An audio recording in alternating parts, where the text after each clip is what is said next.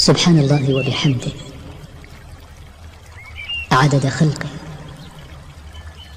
ورضا نفسه وزنة عرشه ومداد كلماته. السلام عليكم ورحمة الله وبركاته. اللهم صل وسلم وبارك على سيدنا محمد عليه أفضل الصلاة والسلام. النهاردة كده عندنا فيديو كده لجمع البيض ما شاء الله بتاع الفراخ. شايفين ما شاء الله الفراخ كده ايه. وكمان الخلطة اللي انا هعملها برضو كمان اللي هي الموفرة. وهنعمل كمان مكون كده سحري على المية او عشبة كده رهيبة بتخلي الفراخ ما تفصلش من البيض خالص. تلاقي الفراخ بتبيض معاكي يوميا. طبعا الخلطة بتاعتي منها موفرة والفراخ بتستفاد من كل حاجة فيها. انا هنا حاطه لهم بواقي رز وقشور كمان البيض بتاع الفراخ. البيض اللي هو المسلوق ده القشور بتاعته، وكمان البذر بتاع الحلبة اللي بيكون موجود عندي برضو بقلبه كده مع الخلطة. وكمان عليهم شوية رز شعير كده برضو دي بتحمى عنقود البيض عند الفراخ. وهنا بقى هحط كده على المية العشبة دي حلوة خالص خالص للفراخ. بتمنع الإسهالات وبتخلي دايما الفراخ تكر عندك بيض يوميا. تلاقي الفراخ بتبيض عندك. دول معلقتين من الزعتر على حوالي عن 3 لتر من المية.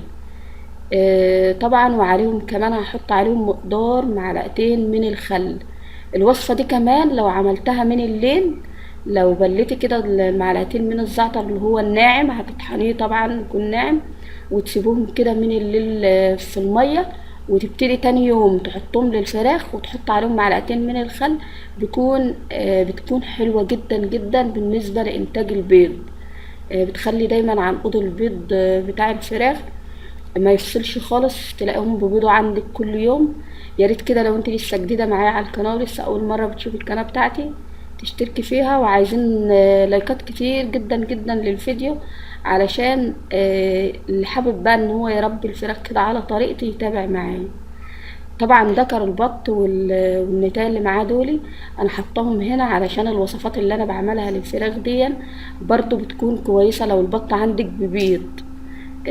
طبعا علشان ان شاء الله البطة هتبشر كده للبيض، فانا جبتهم كده مع الفراخ. ما شاء الله بسم الله ما شاء الله الفراخ مش مستغربين الوصفة ولا اي حاجة. تقدري انك انت تعمليها على حسب مقدرتك مرتين في الاسبوع، مرة في اول الاسبوع ومرة في اخره. حلوة خالص على المية كده للفراخ، وخصوصا في اول اليوم على اول النهار كده تجهزها من الليل وتبتدي كده تحطها للفراخ بتاعتك. انا هنا حطيتها كده على الصبح على المية على طول، لكن لما بتنقعها من الليل بيكون كمان افضل.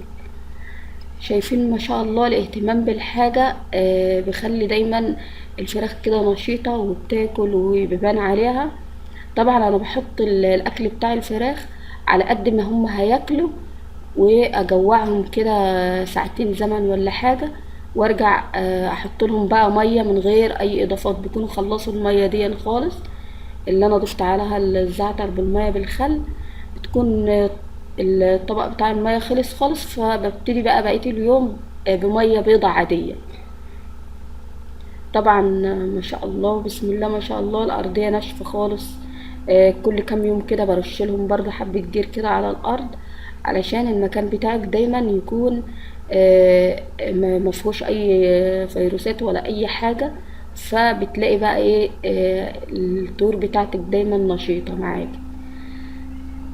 طبعا اهم حاجة انك انت لما تيجي تعملي اي وصفة اعملها في اول اليوم خالص على اول النهار. فطبعا الزعتر ده كمان بيعالج الاسهال، ما بيخليش الطيور يجيلها اسهالات نهائي، وكمان بيزود في الوزن. طول ما الطيور ما عندهاش اي مشاكل معوية ولا اي حاجة، طول ما هي هتفضل نشيطة معاكي وهتديكي انتاج من البيض عالي. وكمان الوزن بتاعها هيكون حلو خالص. للناس اللي هي بتشتكي ان الفراخ البلدي ما بتكبرش ووزنها بيكون ضعيف، ده عشان انت مش بتأكليهم صح، يعني ما بتنوعيش ليهم من الاكل بتاعهم، ما بتعملهمش وصفات كده ما بين وقت للتاني، مش كل يوم طبعا. بس اهم حاجة طبعا الاهتمام بيكون كويس جدا.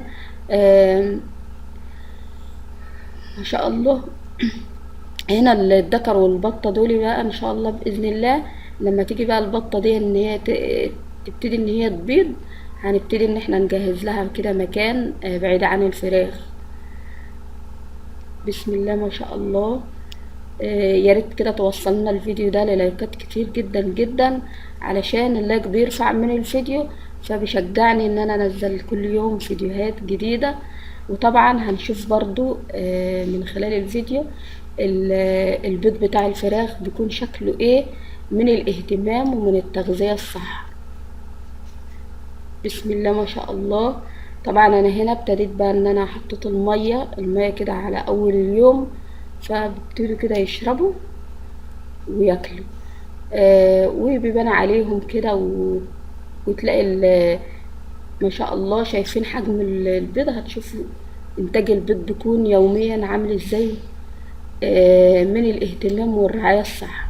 ده طبعا المكان اللي انا مجهزاه للفراخ ببيضه فيه، وده البيض اللي انا بجمعه. شايفين ما شاء الله، ده هو ده الخير والبركة. لما بتهتمي بالحاجة بتاعتك هتلاقي انتاج عالي جدا جدا. تلمي كل يوم طبق بيض زي ده ما شاء الله. طبعا التربية مكلفة، لكن في النتيجة يعني بتلاقي ربنا طبعا بيكرمك، وتلاقي انتاج من تحت ايدك كده من تعبك. آه، وكلها الاكل بتاعهم من بواقي البيت. طول ما في طيور طول ما في خير في البيت. يا ريت كده لو انت لسه موجوده معايا لحد الان من الفيديو ولسه ما عملتيش لايك، بسرعه كده تعملي لايك عشان اشجع كده ان شاء الله ان انا انزل ليكم كل يوم فيديوهات مشجعه كده لجمع بيض الفراخ ما شاء الله.